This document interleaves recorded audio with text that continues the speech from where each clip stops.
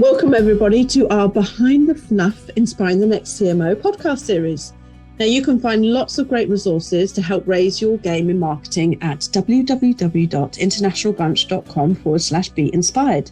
Now today I would like to welcome Nicola Ramsey. Nicola is an excellent industry senior executive in the academic publishing industry. Hello, Nicola. Hi, Lou. How are you? Very, very well. How are you? Good. I'm really well, thank you. Now, it looks like you're in the library there, or is that just yeah? It's the meeting room in the office, which doubles as, part of a library. Honestly, you should see the place. There are books everywhere, which there should. We're a publisher, but we ran out of space a long time ago. But here, yes, are books from authors with names, I don't know, D to F or something. Amazing. Okay, so now before we get started, I have one question for you. We have something that we do called hashtag Interbunch Word of the Day. And that is where we ask you for your favorite word and what does it mean? And then we share it on social. So tell me, what is your favorite word and what does it mean? Okay, so my favorite word is serendipity. I know. And I love the way it sounds when I can say it, because sometimes I trip over it, but I think it's got this kind of lovely kind of musical sound to it. And I love even more what it means, which is like a happy accident, something that happens by chance, the planets align and things just work out in a way that perhaps you didn't expect. I think we spend a lot of time thinking about unintended consequences in a negative way, but sometimes there are positive unintended consequences, and I think we have to grasp those when they come. And it's funny, I have lots of conversations with my mum about fate because she believes in fate, and I do not. Because I'm saying you can't just sort of sit there in your house and like expect that things will happen. Oh, there's no point me making any effort or trying because it's going to happen anyway. It's fate. Yeah, exactly. Let's just let it roll. I think you have to kind of work hard and shape things and what have you. But I also really like the idea that if every so often, then also serendipity comes along and something works out, as this sort of happy accident, then that's beautiful. Then that's kind of best of both worlds, having cake and eating it. I love that. I absolutely love that. And I love the explanation. I agree with your mum. I'm a fate is fate, but then I agree with you that, if you don't do things, yeah, sure, fate is fate, but it's going to be a very different fate than if you actually did things. So, brilliant. There's a lot of things that I don't know about you as you've got older, but I certainly found that my mother, I think I can admit that my mother is probably right 95% of the time. Whereas before, when I was younger, I was like, my mother's not right, my mother's never right. Yeah. No, there's definitely that realization, isn't there? Or realizing that, your experiences are really quite similar. And then also that I'm turning into my mum bit, which is a bit. Exactly. Okay, so first things first, we want to know a bit more about you. So what is the best thing that you have discovered in the last year? Yeah, this time frame is actually really good because I became chief exec just over a year ago. So it's quite easy for me to sort of think back over that period of time. And it's about the generosity of the people in this industry, which I was sort of slightly one remove off from my previous role. I was head of editorial, so my engagement was really with our authors, perhaps more than the industry, whether that was right or wrong, that's just how it was. But yeah, I started in this new role and knew that I had loads to learn. So I was kind of tasked with developing a business plan for the next 5 years and sort of, sketching out the strategic development of the business. And I had so much to learn. There was so much I didn't know. And so I just asked a bunch of people a bunch of questions and everybody was amazing. And so generous with their time. There was no sense of, oh, you're my competitor, so I'm not going to share this with you. And so I was asking about platforms and publishing management systems and how to help your staff when they're kind of reaching burnout. And there's just such a wide range of questions, and every single person I asked, whether it was sending an email or asking for a call or meeting at a conference, gave of their time, in just this really generous way. And I didn't know that that's how it was, I suppose. And that's just this brilliant thing to learn. So that was amazing. You are right. We do work in an incredible industry, and it's about the individuals that are in the industry and the knowledge that there is and the shared learning and the best practices. I mean, the approach that you've done is absolutely fantastic, because you don't want to keep making the same mistakes that others have already made. You want to learn by what they've already done. Yeah. And also you've forged really good relationships and friendships. And so we've got some conferences coming up soon, haven't we? We've got the Alps conference next week, we've got Frankfurt Book Fair, and I think the SCM conference is at the beginning of that. And it's just an amazing opportunity to catch up with people and find out what's going on and what they're all doing. Yeah. And I think that's obviously what we missed in that kind of horrible 2 years where we couldn't do that. And you can connect in other ways, but being able to get in person with someone and have those conversations, there's no substitute for that, I don't think. I'm very much looking forward to 2 weeks' time when there's the Alps conference, and we're going to get together, and I'm going to find out all the juicy gossip. Exactly. There's that too. The stuff that people won't put in an email. I did. Yeah, exactly. And after a few drinks, I might tell you. I do. I do remember that during the pandemic, I remember just having a meeting with a couple of people, and I was just like, what's going on? What's the gossip? Because I just feel like no one knows anymore. And then they told me some things, and I was like, and I left it thinking, well, that's me for the next year.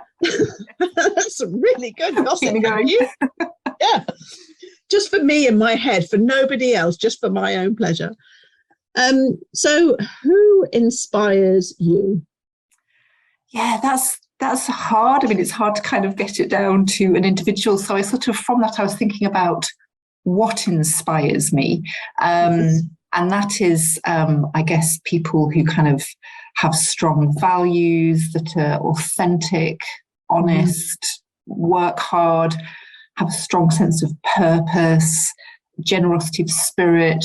And when I sort of thought about all of those things, I then kind of came to, there is one person in the industry who I think absolutely kind of embodies all of that. And that's Ali Shaw from Bristol University Press, who's been a tremendous support to me over the last year, but also seeing how she took policy press, from a very small publisher 25 years ago now, I think, and built that up, and then created Bristol University Press, and that's growing, and it's so incredibly successful and has such a strong identity. I just think she kind of encapsulates all of that. And I also think, I've been thinking a lot about kind of leading teams over the last year. And I think there you look at kind of sports coaches, because I think they're the best ones are so good at that, when you get this kind of disparate group of people with different talents and different abilities, and you pull them together so that they can hear and work towards a common goal. And so whilst I'm not really a football fan at all, I remain very aware of Jurgen Klopp. I don't know, I'm going to alienate half of the people listening now, but it sounds like Jurgen Klopp really kind of, it seems to me like someone from the outside looking in kind of has all of those characteristics in abundance, and has kind of got the team, coming on leaps and bounds. So, half my cousins will love me for saying that, and then the other half who are inside of Manchester will not. So, well, they may never see this footage, so that's fine. It's unlikely, actually, to be fair. Cut that out. So, when you were young, what did you want to be? I wanted to be an author. So here we are. It wasn't that really. I mean, that's really, really all I wanted to be from a very young age. I mean, I read all the time. I was an only child, and there's, not violins and poor me, but, there was a lot of times when I was on my own. So I was just in my bedroom reading a lot, and then writing a lot, and it was all completely derivative. So it was whatever age I was, or whatever I was reading at that time, what I was writing was basically a rip-off of that. And I was thinking last night back to, and this had kind of gone from my mind for so many years, but I don't know whether you remember Sweet Dreams romances. Yes. Yeah, those awful American high school. So I used to read at least 2 or 3 of those a week, and then everything that I was writing at that time, when I was probably about 12, was essentially a love of these Sweet Dreams romances. I mean, I never finished anything. I would start strong, and I'd have my first chapter, and I'd feel really pleased, and then I would realise I had no idea where the story was going, and so But I think that's a positive, right? Because that's actually, you recognise that it wasn't going the right way, so you just stopped doing it. Yeah, just stop. Why waste your time? Yeah. And then I was thinking about that horrible adage, which I don't agree with at all, which is, that those who can do and those who can't teach. I mean, yeah. Good grief. I mean, particularly after lockdown, I think anyone who didn't have respect for teachers before, what was wrong with you, but will have had it now. What an amazing profession. But I kind of think similarly, is there that those who can write and those who don't publish? And again, no, because we're all kind of critical to this particular industry. And so, I think I found my right place within the industry, which was on the publishing side and not the creating of the content. Nothing to stop you, Nicola, from doing ability, skill, talent. Guest blog posts or, an article with Alison about, university presses or something. Yeah. Fulfill your dreams. That's true, actually. I still like writing, and I like writing about what I know. There we are. Yeah, I thought I was going to be, a multi-million copy selling fiction author. I don't think that's on the cards. Who knows? They say now that actually you can change your career in your lifetime 2 or 3 times. Yeah, true. And I haven't done it once yet, so maybe this is it. I don't think it's written in stone. You don't have to, but you could. So if you were to have dinner tonight with anybody in the world, alive or dead, who would it be? And you can have more than one person. It's up to you. It's your dinner. It's my dinner. What I realised when I was thinking about this is that if it were dinner with anybody like famous or really significant, I would be really nervous. So I could imagine it might be Michelle Obama or Nelson Mandela, but I would be completely tongue-tied and I wouldn't be relaxed, and I would probably go in with a set of questions and I would just be like under the table and so it would be amazing, but I don't know how much I'd enjoy it. But what I would enjoy, and I think I would be relaxed, was be to have dinner with my dad. And he died 25 years ago when I was 25. And so we had obviously the parent-child relationship, and then, teenage and all of that. And then I left home, went to university, and then didn't really come back very often. I moved to Scotland and, they were down in the East Midlands. And so I didn't spend as much time. And because then at that age, you think you've got all the time in the world, and then you haven't. And so, I'd just love to sit and have a bottle of wine with him and a meal. And I'm sure we would disagree and argue because that's all we did. I think 50-year-old me would handle that a lot better than 20-year-old me did, which would be stand up, walk off, walk out, because I didn't really know then how to have conversations the way you might have differences of opinion, but you could still kind of have that conversation continue. So I think, we'd shoot the breeze about all the brilliant telly that there is now. He loved things like Hill Street Blues and LA Law and all that kind of stuff. I think of all these dramas now that oh my goodness, I mean, he would have all the subscriptions. He would be. What would he be? Yeah, exactly. Yeah, he would have been all over The Wire and Breaking Bad and all of those things. So we could talk about all that. So that's who I'd be having my dinner with tonight. So how old was he when he passed away? He was quite old, actually. He was in his 70s because my mum was a second marriage for him, and he had grown-up kids. And so he was an old dad second time around with me. He was getting to do it all again. Because I was going to say, if you had dinner with him and he was the age that he was when he passed, I was thinking, maybe he would be younger than you or the same age as you. No, he would still be, the older father. Yeah, he would. So that would be amazing. That's very, very precious, and I love that. And I love that you'd still remember that the things that he would, love about things now, but also just the things that you'd be having discussions about. Things would carry on as they always were. So, okay, tell me about your career and how you got to where you are today. Right. So connecting back, I suppose, to the wanting to be an author and what have you, I did an English literature degree, surprise, down in the south of England. And I got like really close to my finals and hadn't decided what I was doing next. And then sort of had a bit of a light bulb moment and thought, maybe publishing. But I wasn't sure. And also I didn't really want to start work yet. So I looked for a master's course, and I was really, really fortunate that my grandfather agreed to fund that, because otherwise I wouldn't have been able to do it. Amazing. But I was his first granddaughter to go to university, so I think he was kind of really pro supporting that. So I went to Stirling University to do an MPhil in publishing studies. Yeah. And the intention was to be there for the year of the course, and then to head to London or Oxford or wherever and get a job in publishing.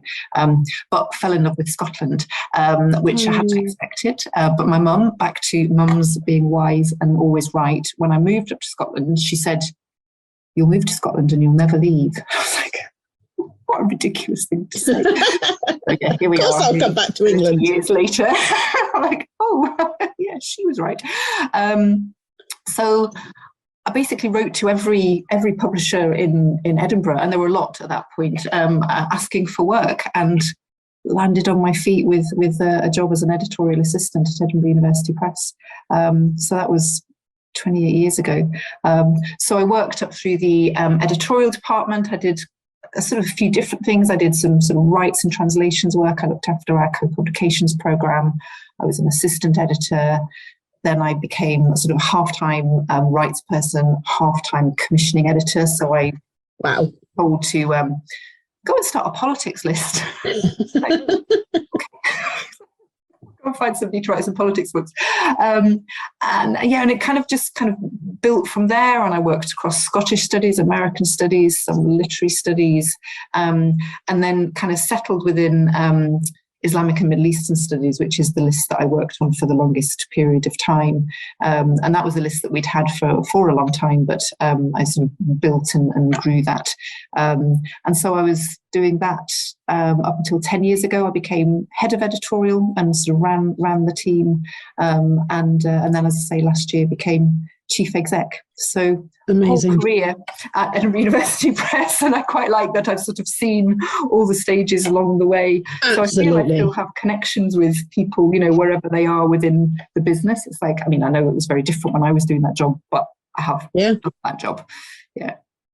I think it's also really important because as a CEO, when you know what the different roles go through, even though those roles change in respect of what they do, you still have an understanding of what it means to be at that level and the things that you have to take on. So it just gives you that extra experience when you think, oh, we've got to get this done.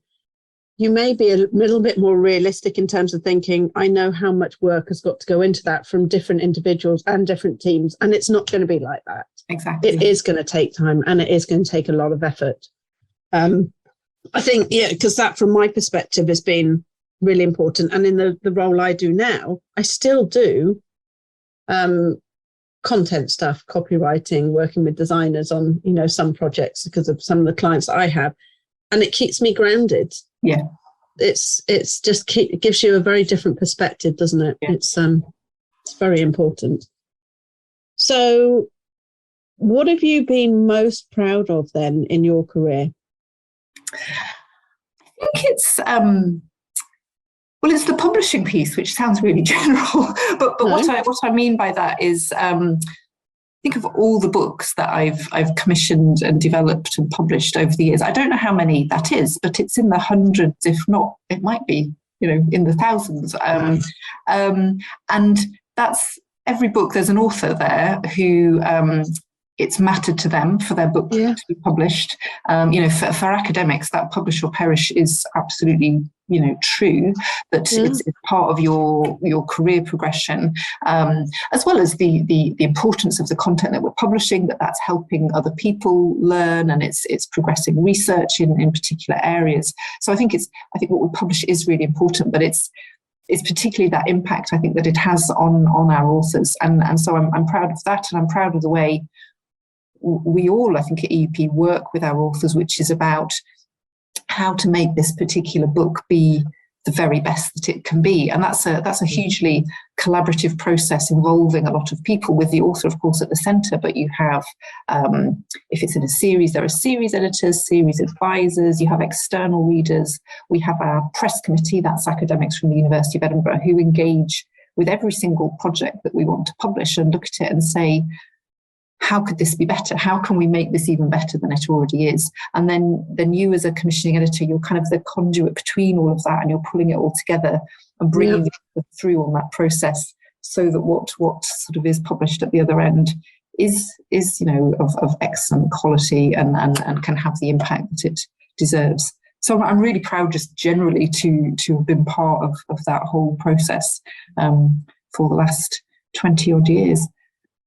I love what you say there, Nicola, because I did an interview recently with an author, and we were talking about them publishing with books, and I just love the way that you talked about that, because it really shows how much you really care about each of the authors, and they're not just another author, and it's not just another book.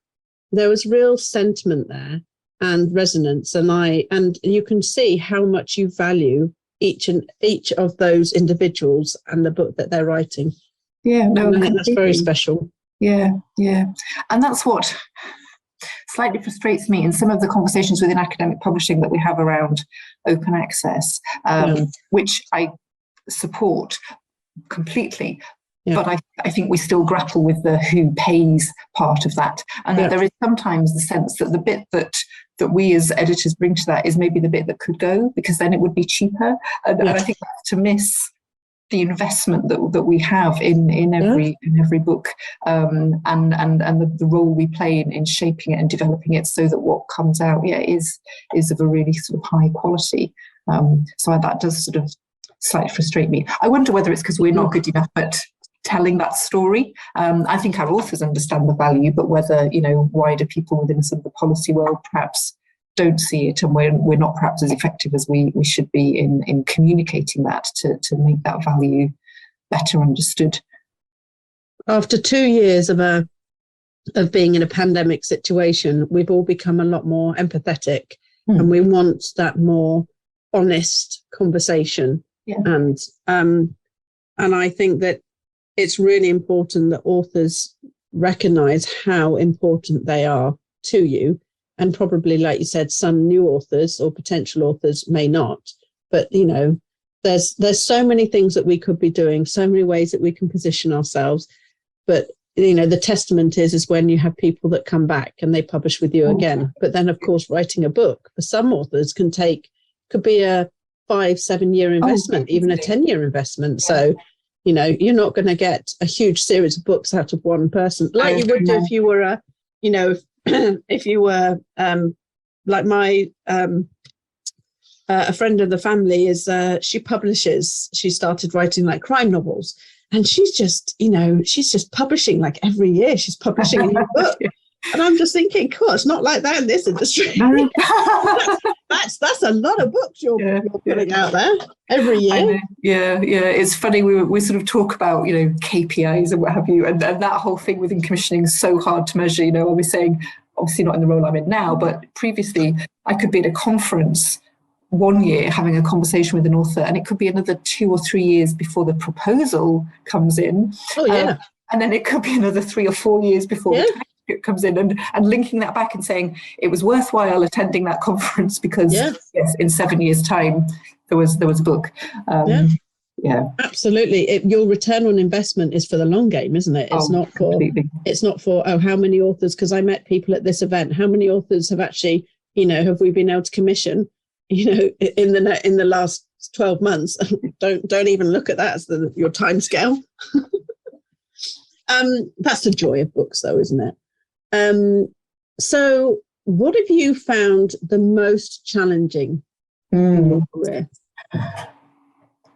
The juggle between being good at my job and being good at my home life, I think, is the thing. So I have 2 now teenage kids, and enjoy. And actually, yes, but it's really hard work. And so And you know, that idea of the mental load, which is that women tend to, I don't want to kind of generalize wildly, but, you know, for the purpose of this, you know, we tend to be the ones who are carrying that whole thinking about work and children and family and what's going on at home and relationships and I was thinking about that this morning. Like, I got up and I sort of cleared I got myself ready, then I kind of cleared the draining board of the dishes from the night before, and I made sure that the kids' snack were out, because even though they're teenagers, if I don't put them out, they won't take them to school, and then they won't have any water or anything to eat.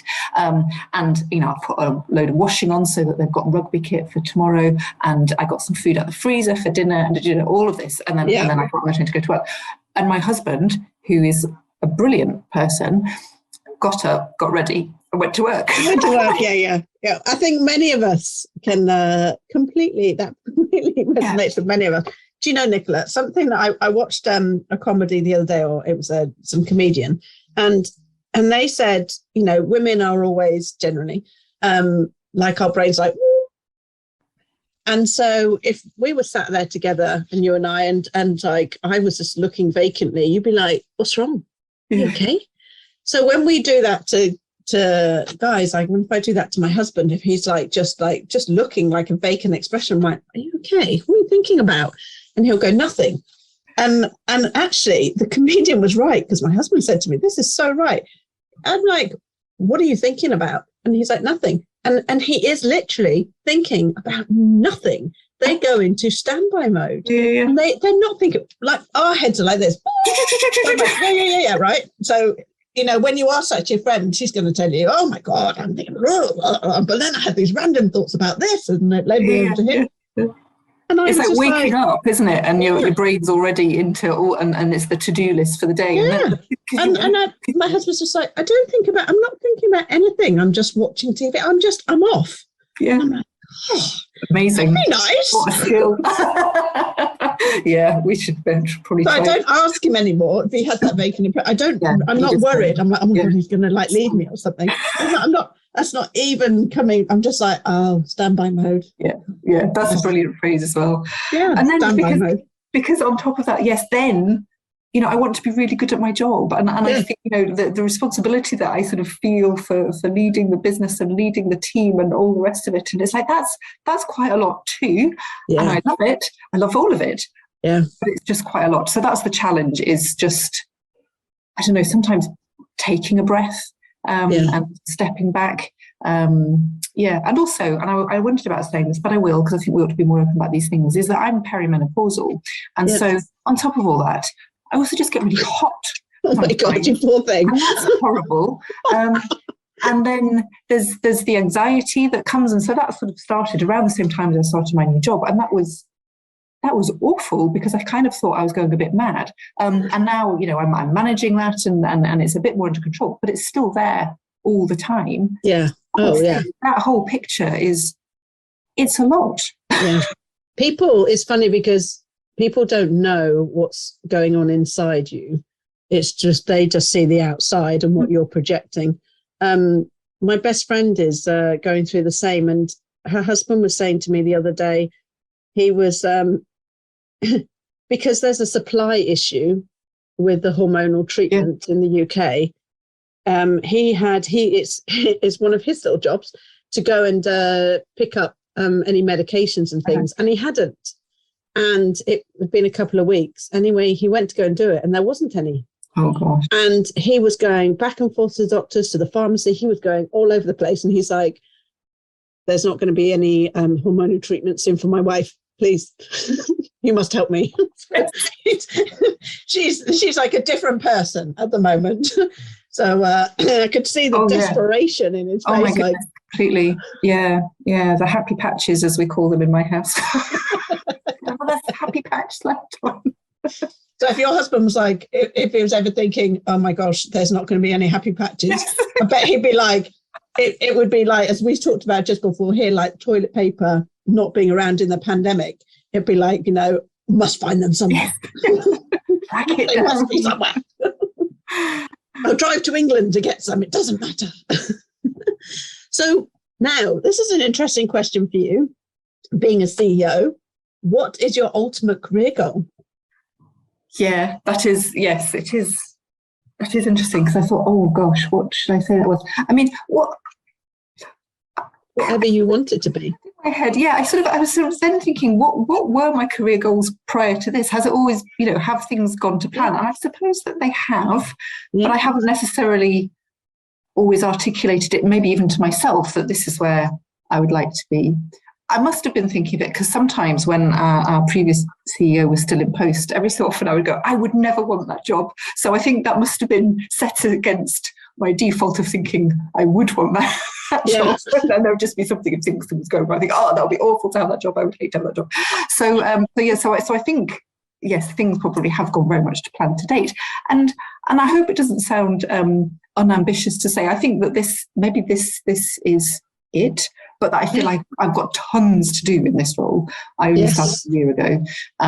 We had our 5-year plan signed off in June this year.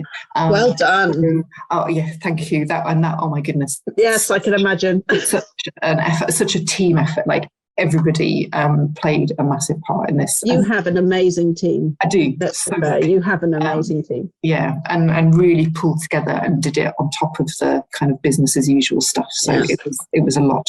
So I kind of I sort of see the next 5 years planned out, and then there might be another 5 years, and then I could maybe retire. And so it's really my career goal, I suppose, is to get EUP to its future version of itself that we sort of have decided collectively is where we want the EUP to be. So I think that is the purpose of my career now, is to make sure that I lead everybody in that direction so that we get to the point that we've sort of identified as where we want EUP to be. And to do that kind of well and sensitively and really bringing everybody along so that we're all kind of coalescing around that goal, and that's every member of staff from the press, management team, but everybody else as well. So it's around that, I think, that I think, if at the end of that 5 and then 10 year time I've achieved that, I think I'll be, that's me. I did what amazing. I wanted to do. And then you'll become a published author. And then I'll start writing my novels. Yeah, my sweet dreams very much. Yeah. You could become like the next Jilly Cooper or Jackie Collins, or who knows? Who knows? I can't even remember the name of the person that wrote 50 Shades of Grey. 50 Shades, that's what I was thinking of. Elizabeth. I can't remember. I remember her and her husband. I remember visually seeing them when they were published, but I haven't even watched the film yet. No, I haven't read the books or watched the films, but despite that, obviously very familiar with the whole thing. And yes, and she came to that a little bit later in life, didn't she? So maybe there's time. Oh no, listen, my mother in her 40s, she was an interior designer, and she retrained with the Open University and did a degree in law. She went up against those who'd just come out of university, those in their early careers, and that were in their 20s. And she ended up getting a contract with an agricultural law firm, because my family has a agricultural background, and she became a qualified solicitor and retired. So absolutely, you can do whatever it is that you want to do. And just because you retire doesn't mean that you can't, decide to change your career or whatever. Why not? Yeah, why not? Yeah. Okay. So, if money was no object, oh God, with the rising fuel prices and cost of living and stuff, very much on people's minds here in the UK. If money was no object, what would you be? I would have my own business, and it would be as a holiday planner, because I do think, and I said this to my boss the other day, and then I thought, I don't know whether I should have said this, but I feel like holidays are my superpower. And that's partly because of what they do for me. So I'm a massive believer in taking breaks and, taking your full holiday allowance and using it and switching off. And, I'm really against the idea of people being on their email when they're on holiday, all of that. So there's that part of it. But I love planning holidays. I love doing research. I love finding where we're going to go, where we're going to stay, how we're going to get there, what we're going to do when we get there. I mean, my kids hate this. The beginning of every holiday, it's like, how many walks do we have to do this holiday? And I'm like, oh, I was thinking 5, and then we're going, could it be 1? And we sort of meet in the middle. But all of that, I just get such a buzz off of all of that, even before I actually go on the holiday, which I really love. So imagine if that was your job, where you're getting to plan and book and arrange holidays for other people. I mean, there'd probably have to be people that like the kind of holidays I like, because I'm not sure. Yeah, of course. Like extreme sport holidays, that would be horrifying. But yes, so if money were no object, so I only had like 1 or 2 clients a year, and obviously I'd have to go and sample the holidays for them first, and make sure it was all okay. Or, I mean, you could permanently spend your time on holiday, or part of your fee is that you go not on the holiday with them, but you're in the country that they're in, experiencing things. So if anything goes wrong, you're on hand. Yeah, that's part of the experience that they pay for. That's quite a good value as well. I mean, I don't know that many companies would do that, so that would be a good USP. So yes, I like that. Exactly. I love it. That sounds amazing, and I really love your ethos as well when you talk about, when you're on holiday, you're on holiday, and I'm like that with my team, but I myself am terrible.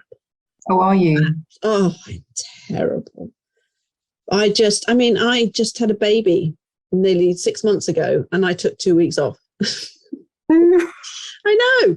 And I still did a little bit of work in it, and we took a week off in July and went on holiday to North Wales, because we live in South Wales, and went up north. And it was the first proper holiday we'd had, because, the pandemic kind of messed things up as well. But it was the first proper holiday we had. And I did a tiny bit of work.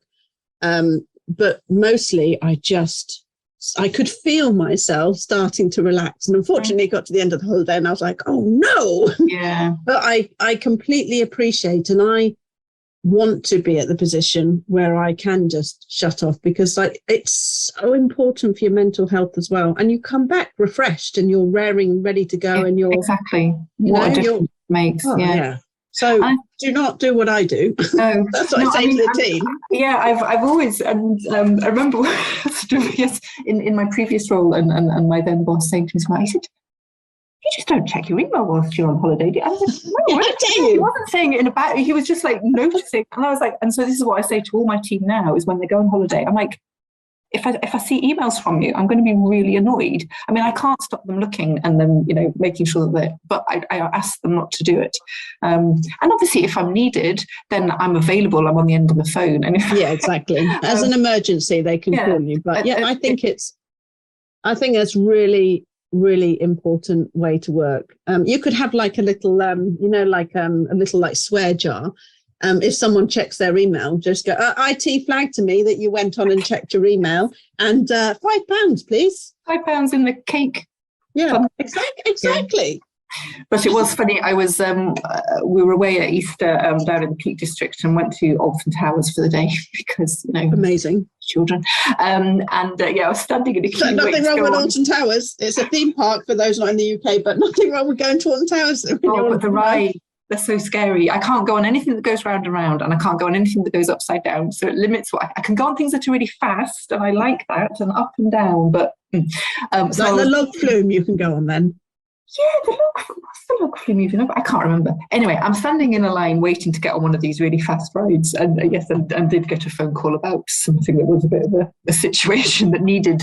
It was do any of us know about this kind of question? But that did make me laugh. I was imagining like being on the ride, dealing with this situation. So that was fine. Oh, that's fantastic. Was that your excuse of sorry guys, can't go on this one. Can't go on this ride. What a shame. Yeah, no, sadly the queue was so long that I'd long dealt with it by the time we got to the front. I have not been to Alton Towers for years, but I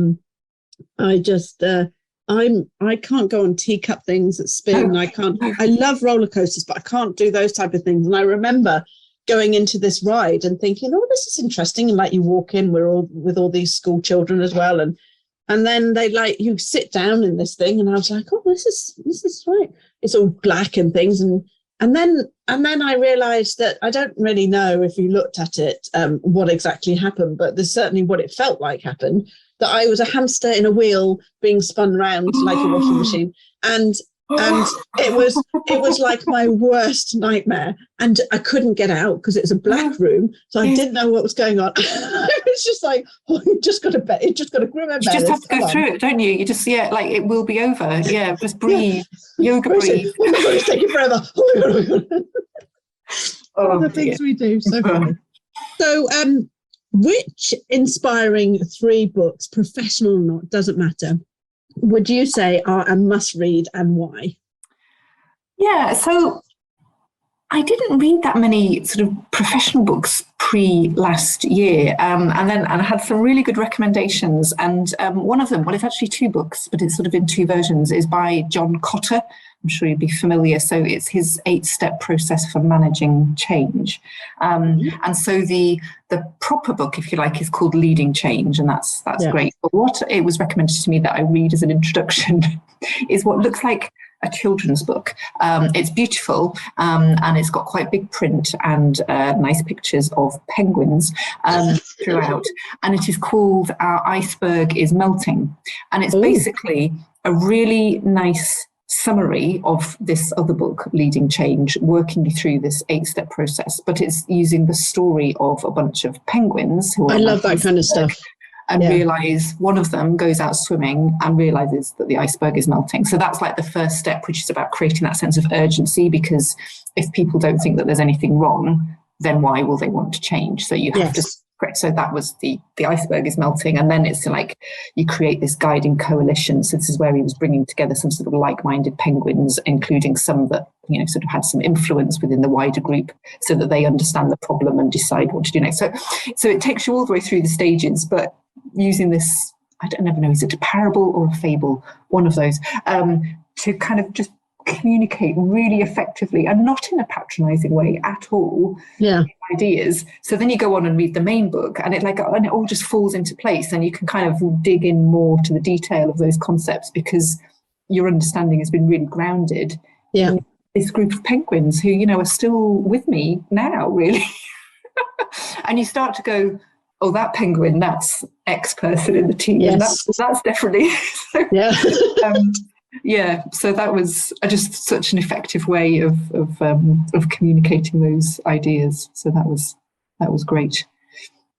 Yeah, and then on the fiction side, it's probably Kate Atkinson's book, A God in Ruins. I don't know. I don't know that one. So she published a novel called Life After Life, which was dramatised on the BBC earlier this year, and that was amazing. And I love Kate Atkinson, all her stuff. But then A God in Ruins is the sequel, and so the first book is about the protagonist is Ursula Todd, and this second book is about her brother Teddy, and it tells the story of his life, and it kind of plays around with the timeline, so you sort of dot back and forwards across his life, but it kind of centres around his experiences as a fighter pilot in the Second World War. And it's just, as all of Kate Atkinson's novels are, it's beautifully written. It's got such kind of heart. And I will not spoil it, but the way it ends just left me. And again, really? It's one of those things. And I read it years ago, and it's still sort of, I carry it. But on holiday this year, I read Meg Mason's Sorrow and Bliss, which I would just recommend that to anyone. And it's funny, and it's sad, and it's moving, and it's hopeful. And so I cried many times whilst reading that book. My husband kept, "Are you all right?" Are you hormonal? Where's the patch? And then you're one of those books, you finish it and you put it down, and you're just like, I just need some time. And I feel like it's still settling with me. So I don't know whether that's going to sort of push Kate off the top, or whether Kate will remain. If I still feel about this in a few years' time, maybe. But just such kind of emotional heart. I love that. Stories or books that really resonate and really capture your imagination and things. I mean, books can be incredibly powerful when they're written in such a way that really catches your attention. We all have our different authors. I don't read a lot because I'm dyslexic, and sometimes I find it's funny because I do a lot of proofreading. I seem to be fine with proofreading, but when it comes to reading fictional stuff, it has to have a very specific style for my attention to stay with it. Else, otherwise, I've got like books all over the place that on my Kindle, for example, that I'm halfway through and I've got bored and walked off. Yeah. See, I'm a complete finisher, so I can't not finish a book. It's funny, I was having a chat with somebody a little while ago, and I can't remember what I was reading. But I just wasn't getting on with it. And they were saying, just stop reading it, just give up. I was like, I will not give up. And you know what? Not give up. It got better. Like the first part of it was quite sort of flights of fancy. It was a bit, I don't know. It's just not my thing. And then it became more kind of grounded in reality, and then I enjoyed it. So I was glad I stuck with it. But I have to fit it, even if it means it takes me months to read a book, because I don't get to read anything else. So I just don't read, and then I'm missing reading. But so I should just stop, and I know that about myself, but I find it very difficult. I'm like you. My ethos in my head is that I will finish that book someday. That's why they sit there. I'm very, very like that when it comes to films. Like when I start watching a film, it is highly unlikely, even if it's terrible. When I mean terrible, it's highly unlikely that I'm going to not, to turn it off, because I'm dedicated. I'm like, I've started watching. I'm committed. I'll finish. And at least you can, play on your phone or whatever while it's still on. But what a waste of time. I know exactly. This is the thing when we think of, how precious time is and how little of it, how we're probably always thinking about not having enough time, and then we're spending on stuff that we probably shouldn't. Yeah. Maybe you could have a list of books to finish reading when you're retired. That's a good idea. So when I'm not writing, I'll be reading all the Exactly. You'll be reading these books, and then maybe by then, because it'll be like, so many years on, maybe you'll be slightly different as a person, and actually you'll start enjoying them. Yeah. Who knows? Yeah, that is true. I could try that. Yeah, next book I'm not enjoying, I should commit to setting to one side. So apart from what you mentioned, and you can choose any type really here, what's your favourite book or podcast or blog, and why? Yeah, podcasts. I tend to, again, back to holidays, I tend to listen to podcasts on holiday that are like true crime podcasts, and that actually connects in with my read. So I tell you about all these lovely highbrow books that I've loved, and I genuinely do, but actually my staple diet is kind of dark, grungy crime thrillers. Yeah. And so I love listening to those. And it's a few years back now, but I listened to the podcast from Chris Warburton about, the Netflix documentary, The Staircase, which I think has just it's been dramatised now, about the woman who died at the bottom of her stairs and her husband was accused of pushing her down. Oh, yes. I haven't watched that yet. That's on my list. Well, so I hadn't watched the documentary. I listened to the podcast first, which I think was an interesting way around, because I think the documentary slightly leaves you thinking, well, did he or didn't he? The podcast is a little bit more, he almost certainly did. So I love that. And I love listening to the stuff that the BBC does about Obsessed With. So, Line of Duty, Peaky Blinders, Killing Eve. But what I listen to regularly is the Kermode and Mayo film review podcast, which was on BBC, but they've now moved to Apple, I think. I'm always so far behind. So as far as I'm concerned, they're still on the BBC. But yeah, exactly. By the time I sort of get to the point where they've moved, I'll move over to a different platform. But so, I don't know whether you've heard that. It was based off of they did a radio show on Radio 5.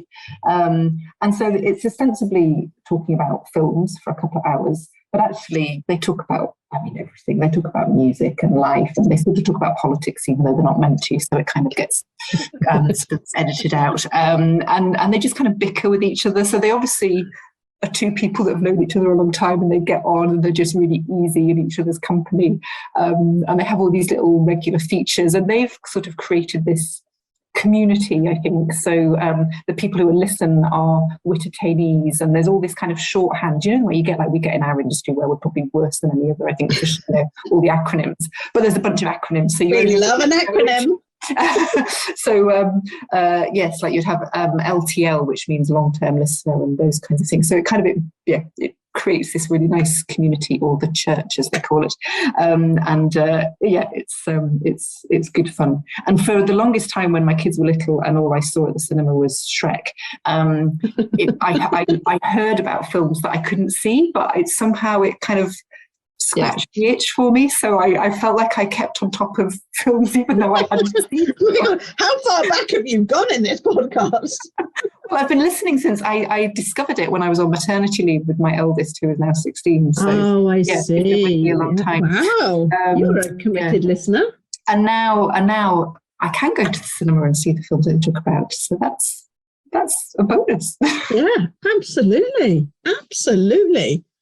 So if you could travel back in time to tell your early career self anything, what would you tell your early career self? I think it would be to believe in myself a bit more. And I don't know whether that's a bit cliched, but honestly, I was quite timid and shy and nervous. And I don't know whether that's the vibe I gave off, but there was a lot of self-doubt for a long period of time. And I always kind of thought, I'm making this up as I go along, and I'm going to get that imposter syndrome bit, isn't it? But I'm going to get busted at some point, and people are going to realise that I don't really know what I'm talking about. And so just being confident in myself sooner. I think I'm more confident in myself now. But when I was interviewing for the chief exec role, and I was talking about all these ideas of things that I'd like to do with the press and the direction I'd like to take it, what have you. And you've got that bit where you're the internal candidate, so the people who are interviewing you, they know you well. And so on that, you can't make anything up. You can't. I did all these things.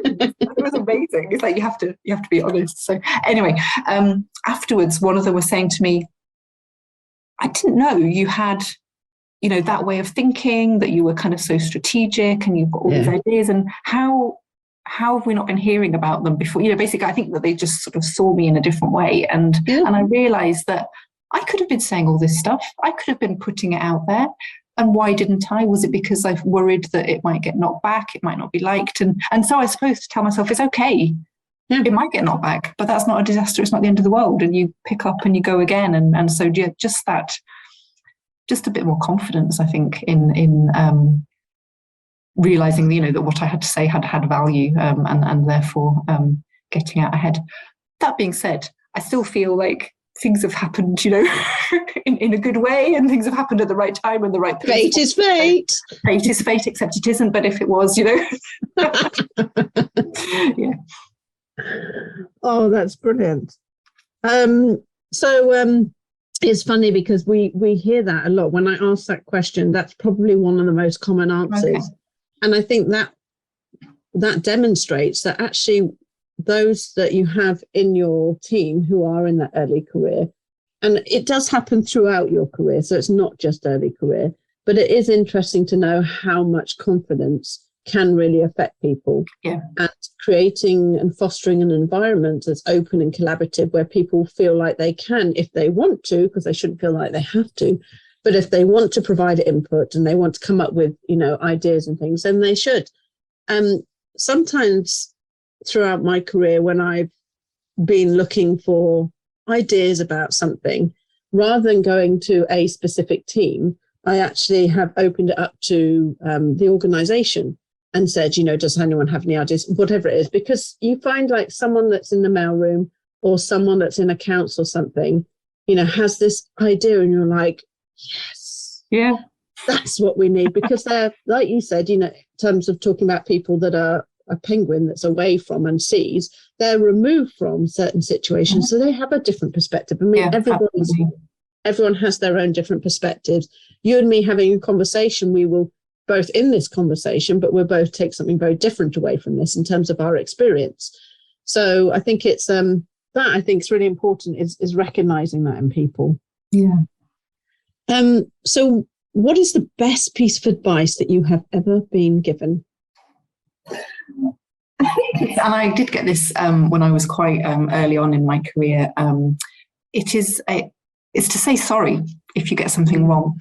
And I think to sort of flesh that out a bit, I think it's about owning your mistakes, putting your hands up if you've screwed up, or you've made a bad call, or whatever it is, you've missed something, then owning it, fixing it if you can, but crucially saying I'm sorry to the person that you need to apologize to is such a simple thing, but it can take the heat out of the majority of situations, not every time, but just that simple thing. So at that point it was about an author who was cross about something that I don't know whether I'd forgotten to do. I can't remember, it's a long time ago, but I apply that now, and it's not about over apologizing, because then it's not sincere and it's not authentic. Yes. You have to mean it, and you have to be able to do something about it. But I think instead of just blustering or pushing it to one side or just fixing it or whatever it is, I'm sorry, it goes a long way. Absolutely 100% agree with that. It's something that I find frustrating, is when people don't take ownership for their mistakes. And for me, it's sort of like, say sorry and move on, and learn from your mistakes. Don't keep making the same mistakes, because if you acknowledge it and you say sorry, and then you keep making the same mistake, are you really that, you're probably not really sorry, like you're talking about sincerity. So I think that's it's just being honest and transparent, isn't it? And it goes a long way in customer service when you're dealing with people who have feelings, and that could be team members, authors, those that you work with, you have touch points with, and recognizing. It's funny, I thought about something the other day that still lives within me now. I remember saying sorry to a client about something that had happened that wasn't actually my fault. That was something that a team member had done. But I felt that because I was part of the process, I felt sorry for it. And I felt that because I was the person dealing with the client, that I was, the person that should say sorry. And I took real ownership for that. And that's really lived with me, because I think to myself, that client, I mean, this was when I worked with someone else, but that client might look at me now and still think, oh, she made that mistake. So that's still, I'm not going to say who it is, but that still lives with me and bothers me. I'm like, I wonder if that person is still at that company, and they'd be like, oh my God, not going anywhere near Lou. So what is your number one tip for anyone working in marketing now? I feel a bit of fraud with this, because I don't work in marketing. So but you're coming from your perspective as a CEO, and you're one of the stakeholders that marketeers work with. So actually, your point of view is very valuable. Thank you. So in that context, I guess, but I still feel like I know this. It's about the community piece, and I think we've touched a little bit on this. That I think it's about understanding who you are engaging with, and understanding their motivations, and what their problems are, what their situation is, and therefore so that you can sort of speak to them in a way that they will hear and that is most effective. And I think therefore sort of if you can create a community of, whether it be your authors, your customers, librarians, whoever it might be that you're engaging with, those stakeholders, so that they feel that they're a part of something, that they want to be a part of what it is that you are, I guess, in the ultimately selling, but so that they don't feel like you're selling it to them, that it's something that they just have an investment in and that they're interested in. Then so I think it's making those connections with your customers, and you do that by understanding them and knowing them. People forget that, these stakeholders, these customers, these users, whatever segment name that they're given, they are human beings at the end of the day. Exactly. And I think people forget that, that person, when we do persona work, for example, when you create personas and you give a name to someone, and then they are like an early career researcher, and they haven't published with you yet, and they live in China, and so there are things you need to be culturally aware of, etc. When you create a specific persona, it creates that resonance, because and you name them, which is incredibly important. When you name them, they become a person to you. And so often in those situations when we talk to marketeers, either it's personas or it's like, who have you met, that you think of when you're thinking about sending this stuff out? Because people just often they're just they're just churning out marketing because that's what they've always done, and they're not really thinking about it. Yeah. But there's just so much pressure in this industry. And I'm sure all of your team feel this, because practically everybody feels this, regardless of what department you're in. There is so much pressure, and this industry is forever changing, and there's always new initiatives coming up. There's changes that's coming up. Funders change things, there's new policies that come out. It's just, it's just relentless. And most people want to just do a really good job at the end of the day, but don't find the time to step back. Yeah. No, that persona idea is great. That sense of there being an actual sort of person at the receiving end. Yeah.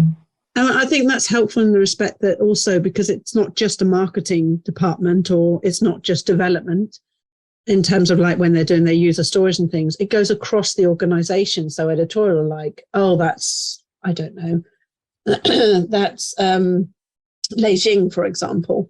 And Lei Jing is the early career researcher, and this is how they're thinking. And of course, you're being very specific to a person, but you're not coming up with a generic blanket approach, but you have to be specific to say, this represents a part of our community. You can't represent everybody, and you can't please everybody either. So obviously we've had a couple of years of a pandemic. My goodness, 2.5 years. I think if my calculations are probably I think we're just out there, aren't we? and we're not out of it. We just, I think we're going to forever be in this pandemic. I don't think I've heard that there's like a cutoff. Yeah. It's finished. Winter's coming. So what have you learned the most from the COVID-19 pandemic?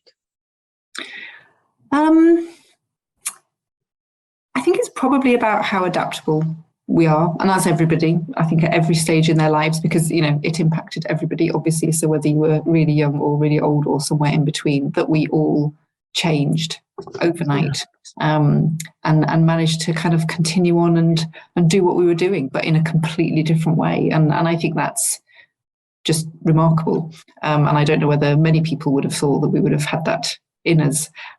So that's tremendous. But also the other part of that is just the connections with people, and that was obviously what we missed. I was coming out of work yesterday and heading down to the train station, and there were a bunch of people coming out of the Edinburgh Council offices all at the same time, and just sort of chatting and waving goodbye, and a few of them going off together. And I was like, we didn't have that.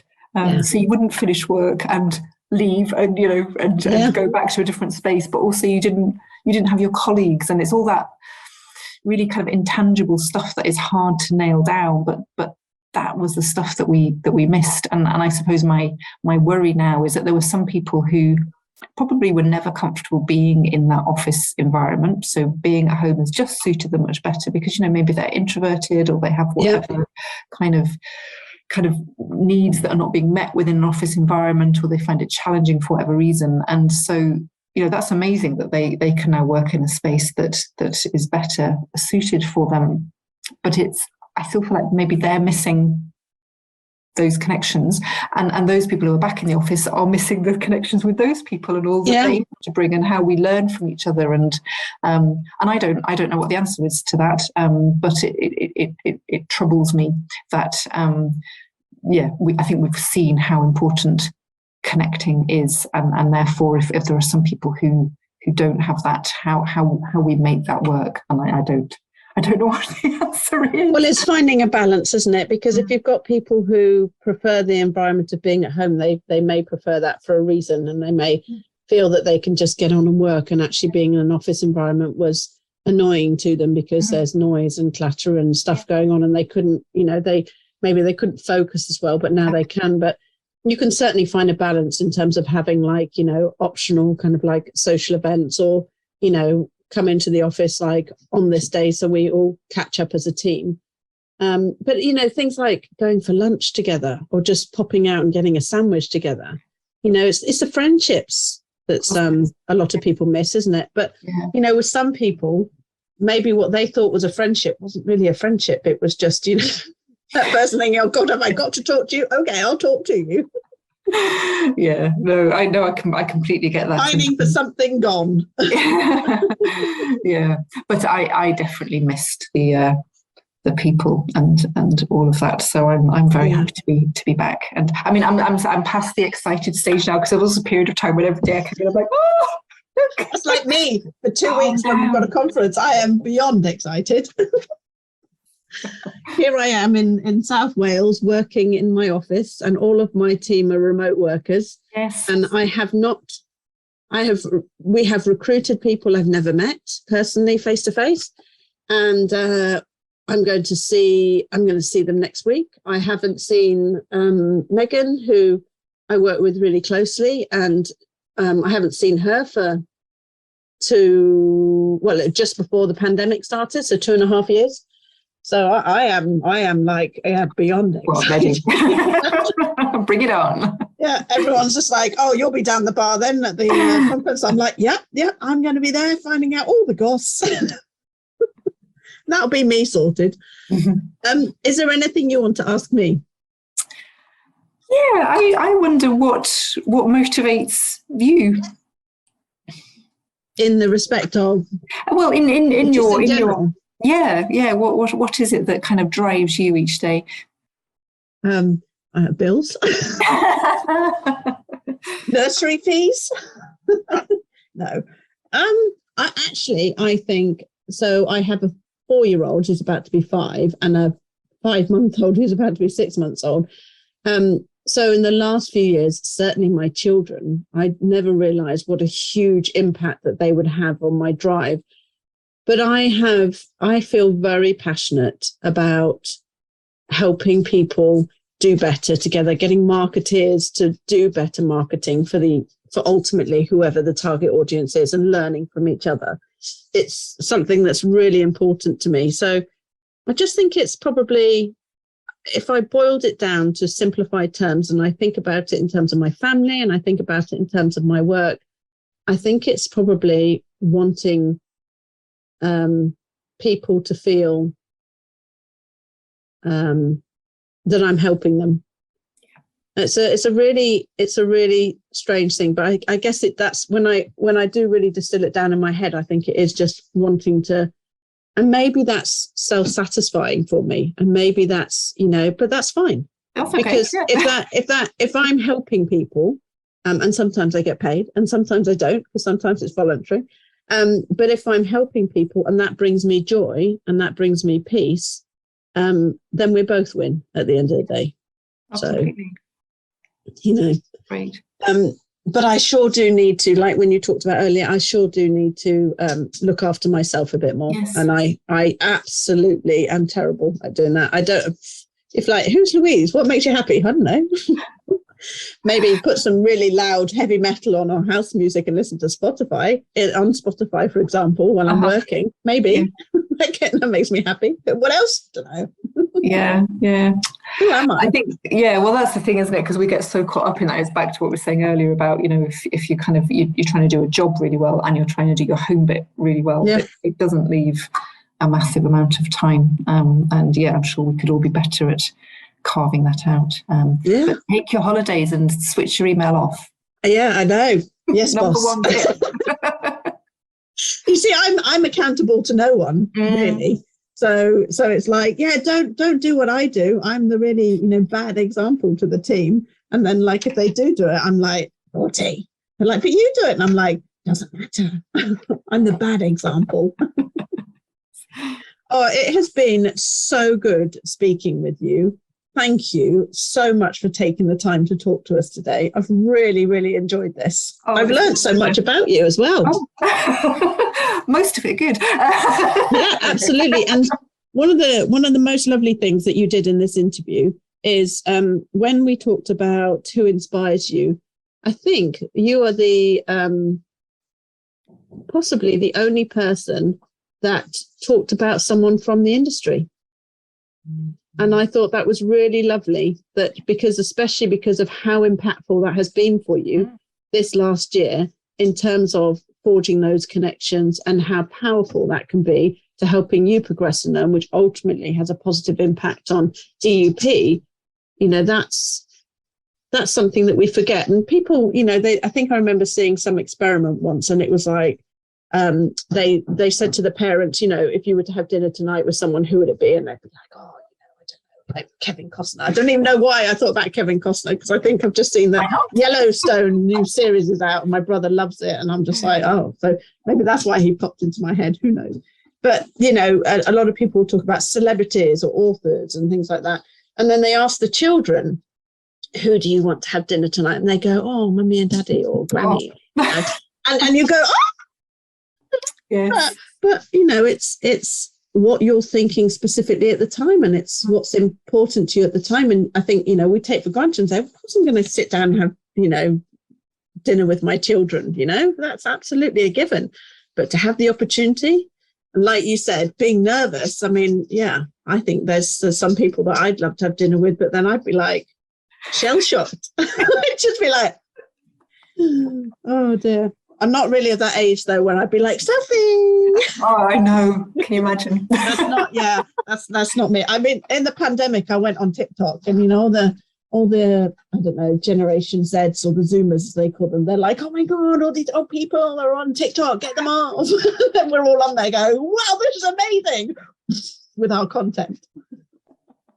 Yeah, I haven't indulged, I have to say. I think primarily because I think my kids would be just horrified. I think about 90% of the content on there is very funny. And that's, I think, helped me get through some of the pandemic. Was just like, just flicking through, flick up. And I'm like, ha, ha, ha, ha, ha.